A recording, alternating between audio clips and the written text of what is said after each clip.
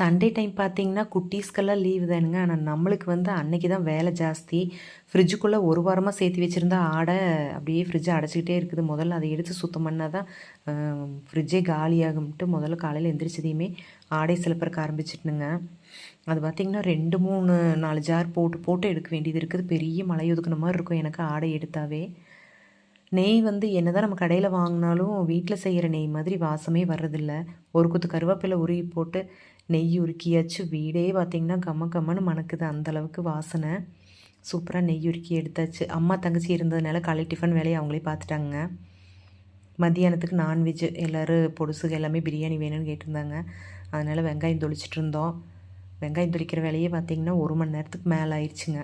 அப்புறம் பிரியாணிக்கு எல்லாமே ரெடி ஆகியாச்சு. இஞ்சி பூண்டு எல்லாமே தொளிச்சு எடுத்ததுனால பிரியாணி தாளிச்சு விட்டாச்சு. முதல்ல அதை ரெடி பண்ணிட்டா குட்டீஸ் வந்து எப்படி 3 நேரம் பிரியாணி போட்டாலும் சாப்பிட்டுக்குவாங்க. அதனால் குழம்பு வறுவல் மெதுவாக ஆனால் போதும் அப்படின்ட்டு பிரியாணி தான் முதல்ல ரெடி பண்ணிகிட்டு இருந்தோம். சூப்பராக ரெடி பண்ணியாச்சுங்க. எல்லோரும் உட்காந்து சாப்பிட்டு முடிச்சுட்டு இன்றைக்கி ஒரு கல்யாணம்ங்க. அம்மா தங்கச்சி எனக்கு எல்லாத்துக்குமே அந்த அளப்பு இருக்குது. எல்லாருமே கிளம்பணுங்க. அதனால் எல்லாம் சாப்பிட்டு முடிச்சதையுமே ஒவ்வொருத்தராக ரெடியாக ஆரம்பிச்சிட்டோம்.